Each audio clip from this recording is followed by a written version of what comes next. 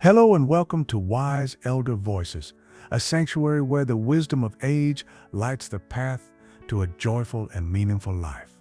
I'm your host, a voice shaped by decades of experience, here to share heartfelt stories and practical insights with you.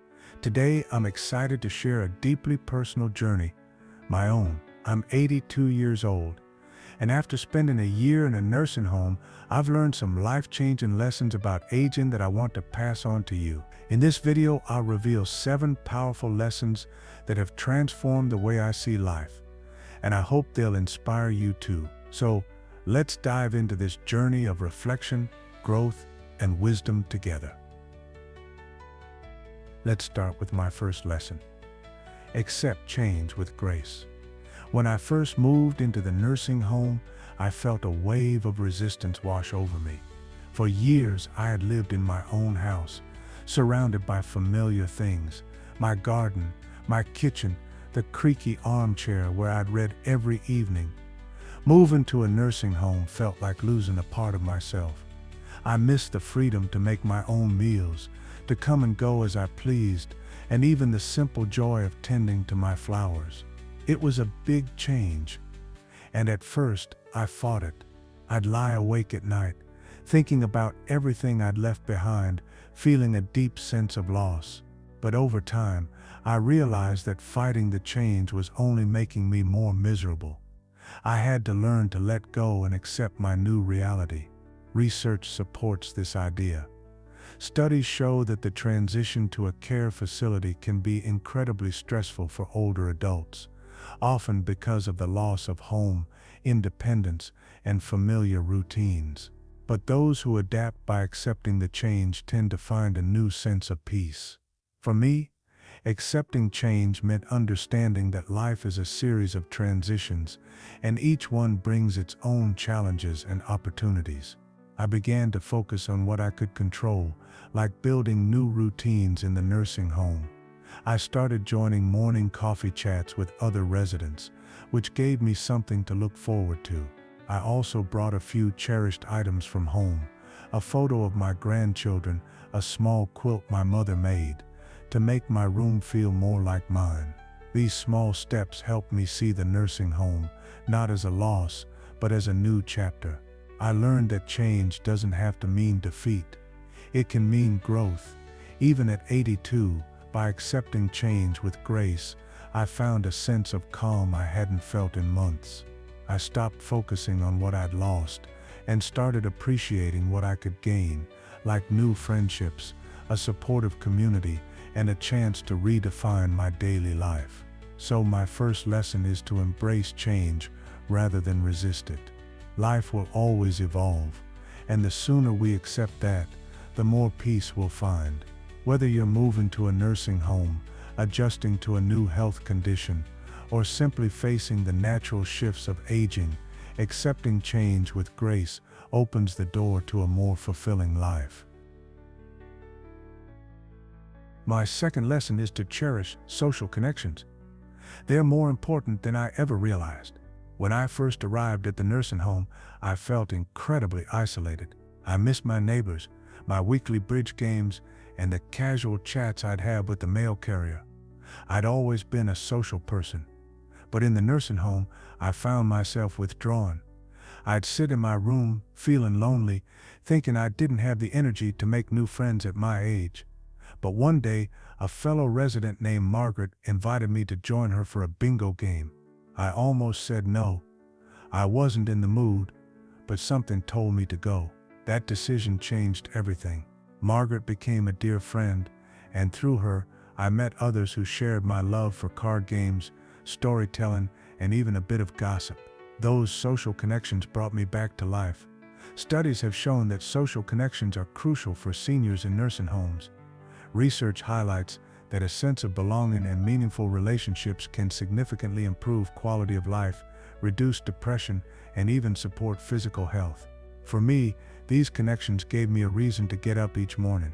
I looked forward to our daily chats, our laughter over shared memories, and even the silly arguments about who won at bingo.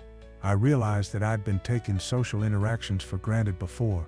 In my old life, I had a network of friends and family, but I didn't always make time for them. I was too busy with chores or my own routine. The nursing home taught me that relationships are the heartbeat of a happy life.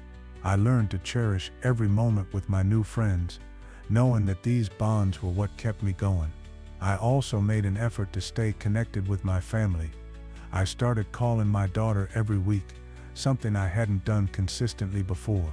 Those calls became a lifeline, reminding me that I was still a vital part of their lives, even from the nursing home. I also encouraged my grandchildren to visit, and their laughter filled my room with joy. I learned to be intentional about maintaining these connections, whether through a phone call, a letter, or a simple smile to a fellow resident. Social connections don't have to be grand. They can be as simple as sharing a cup of tea or listening to someone's story, but they matter deeply. So, my second lesson is to cherish your social connections. Reach out to friends, family, or even new acquaintances in your community. Make time for those who matter, because they're the ones who will lift you up when you need it most. Aging doesn't mean you stop needing people. It means you need them even more. My third lesson is to maintain your independence. Even in a nursing home, when I first moved in, I felt like I'd lost all control over my life. The staff set my schedule when I ate, when I bathed, even when I went to bed. I'd always been fiercely independent, running my own household, driving myself to appointments, and making my own decisions. Suddenly, I felt like a child again, with someone else in charge of my day. It was frustrating, and I started to feel like I didn't matter anymore. But over time, I realized that I could still maintain my independence, even in this new environment. Research supports this idea. Studies show that self-determination and autonomy are key dimensions of quality of life for seniors in nursing homes. Feeling in control of your choices can significantly improve your sense of well-being. For me, maintaining independence meant finding small ways to assert my control. I started by speaking up about my preferences. For example, I told the staff I preferred to eat breakfast at 8:30 instead of 7 o'clock because I like to sleep in a bit. At first, I was hesitant to ask. I didn't want to seem difficult, but they were happy to accommodate me. I also insisted on choosing my own clothes each day, even if it took me longer to get dressed. I'd always loved dressing up, and picking out a colorful scarf or my favorite sweater made me feel like myself again.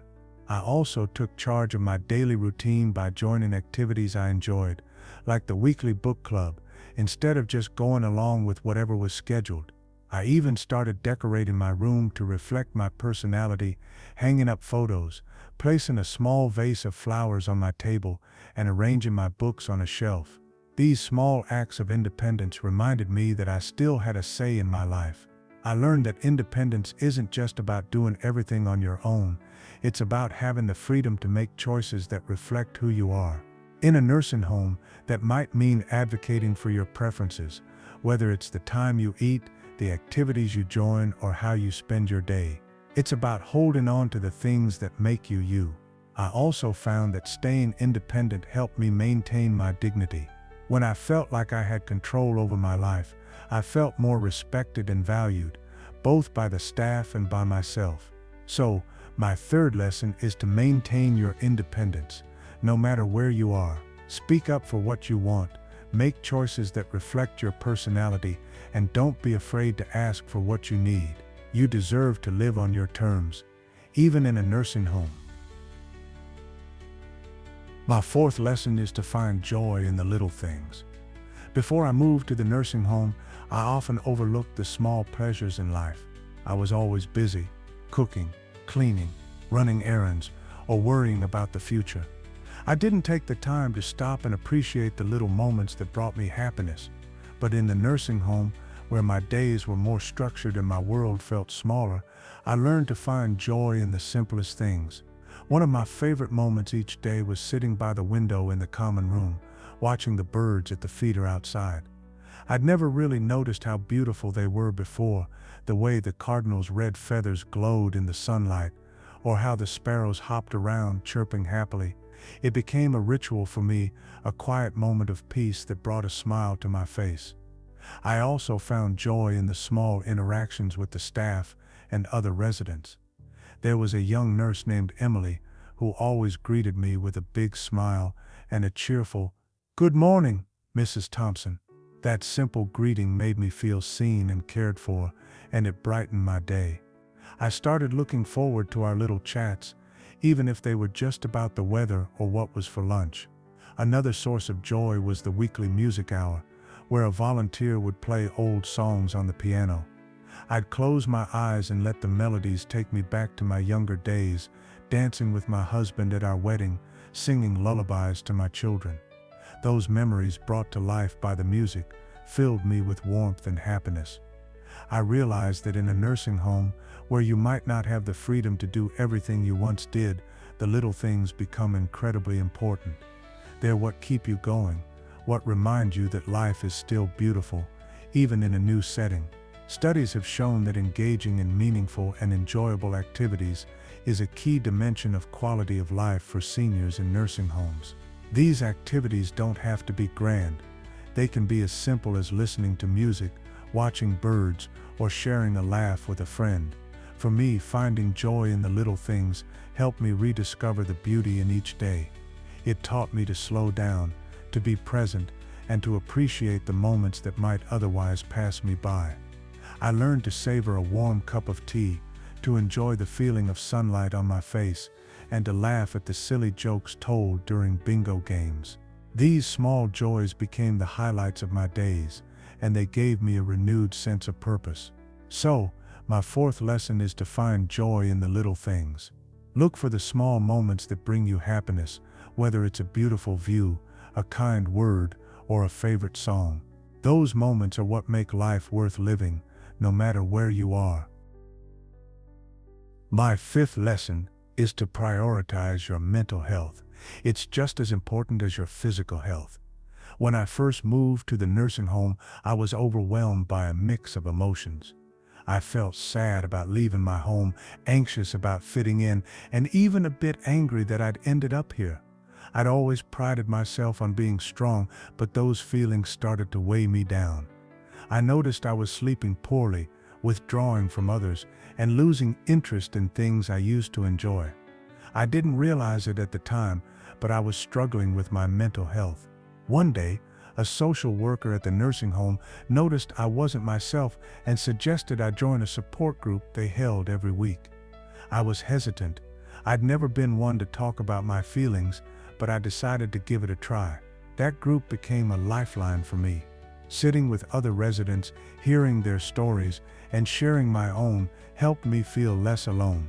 I realized I wasn't the only one struggling with the transition, and that validation was incredibly comforting.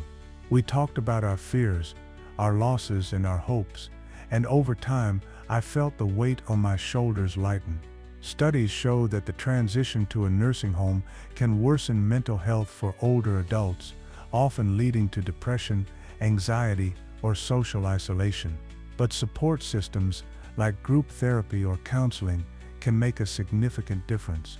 For me, prioritizing my mental health meant acknowledging that it was okay to feel sad or overwhelmed, and that I didn't have to go through it alone.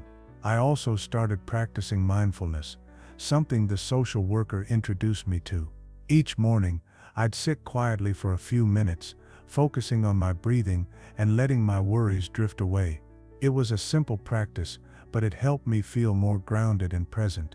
I also made a point to talk to someone, a friend, a staff member, or my daughter, whenever I felt down. Just hearing a familiar voice or sharing a laugh reminded me that I was still connected to the world outside my room. I learned that mental health isn't something to ignore or be ashamed of. It's a vital part of aging well, and taking care of it can make all the difference in how you experience your days.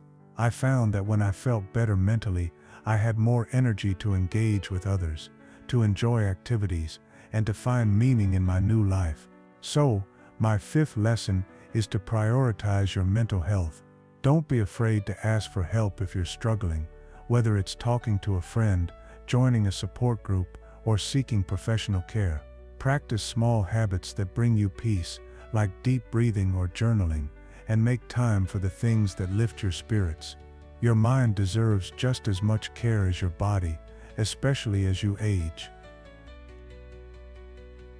My sixth lesson is to learn to let go. This was one of the hardest lessons for me to learn, but also one of the most liberating. When I moved to the nursing home, I carried a lot of baggage, both physical and emotional. I brought boxes of old clothes, keepsakes, and mementos that I thought I couldn't live without. I also carried emotional baggage, regrets about things I hadn't done, guilt over past mistakes, and even resentment about being in the nursing home. I held on to these things tightly, thinking they defined who I was. But over time, I realized that holding on to so much was weighing me down. I didn't have space for new experiences, new friendships, or new joys because I was clinging to the past. Studies show that older adults in nursing homes often experience multiple losses of their home, independence, and loved ones, and letting go is a crucial part of adapting to their new environment. For me, letting go started with the physical stuff. I went through my boxes and kept only the items that truly mattered: a photo album, my mother's quilt, and a few favorite books. I donated the rest, and it felt like a weight had been lifted. I also had to let go emotionally. I'd been holding on to regrets about things I couldn't change, like not traveling more when I was younger or not spending enough time with my late husband. But I realized that dwelling on those regrets was keeping me stuck in the past. I started focusing on what I could do now, like making new memories with my grandchildren or sharing stories with my new friends. Letting go also meant releasing my resentment about being in the nursing home. I'd been so angry at first, feeling like I'd lost my freedom, but I came to see that this new chapter could be a gift, a chance to rest, to connect, and to reflect. Letting go of that anger allowed me to find peace and even gratitude for the care I was receiving. I learned that letting go isn't about giving up, it's about making space for what truly matters.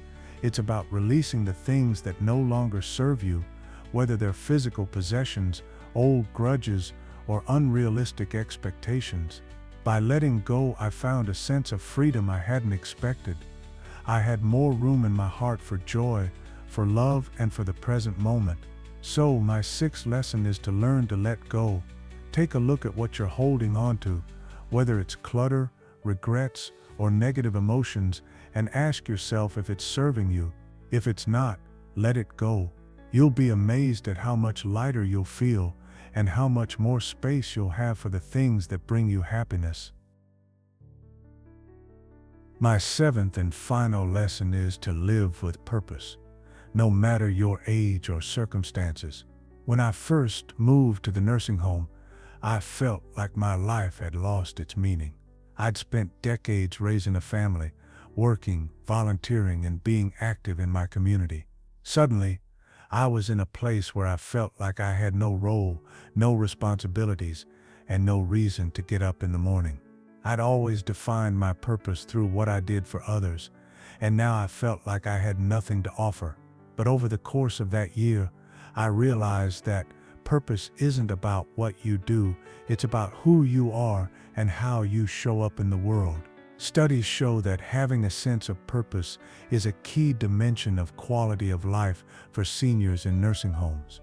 It gives you a reason to keep going, even when life feels challenging. For me, finding purpose meant rediscovering the ways I could still contribute, even in a nursing home. I started by sharing my stories with younger residents and staff. I'd tell them about my life, my childhood during the Great Depression, my years as a teacher, the adventures I had with my husband. They loved hearing these stories, and I loved seeing their faces light up. I realized that my experiences had value, and sharing them gave me a sense of meaning. I also found purpose in small acts of kindness. I'd write birthday cards for other residents, help new arrivals feel welcome, or offer a listening ear to someone who was feeling down. These acts might seem small, but they made a big difference to them and to me.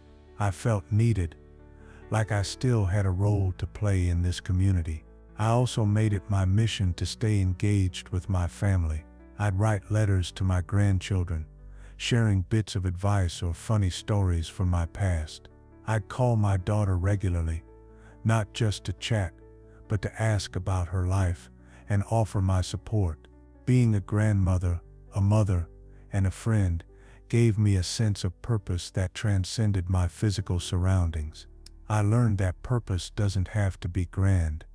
It can be as simple as making someone smile, sharing a piece of wisdom, or being present for the people you love. In a nursing home, where you might feel like your options are limited, finding purpose can give you a renewed sense of vitality. It reminds you that you still have so much to give, even at 82. So my 7th lesson is to live with purpose. Find something that gives your days meaning, whether it's sharing your wisdom, helping others, or staying connected with loved ones. Purpose keeps you grounded, hopeful, and alive, no matter where you are. And there you have it. 7 life-changing lessons I learned after a year in a nursing home. From accepting change with grace to living with purpose, these lessons have transformed the way I see aging, and I hope they inspire you too. Aging isn't always easy, but it can be a beautiful journey if we approach it with an open heart and a willingness to grow. If this video has touched you or given you new ideas to try, I'd love for you to give it a thumbs up. It helps us reach more people who might need this wisdom. Share your own lessons about aging in the comments below. I'd love to hear from you. And don't forget to subscribe to Wise Elder Voices for more weekly insights on aging gracefully. We'd love to have you as part of our community. Until next time, take care, stay wise, and embrace each moment with gratitude.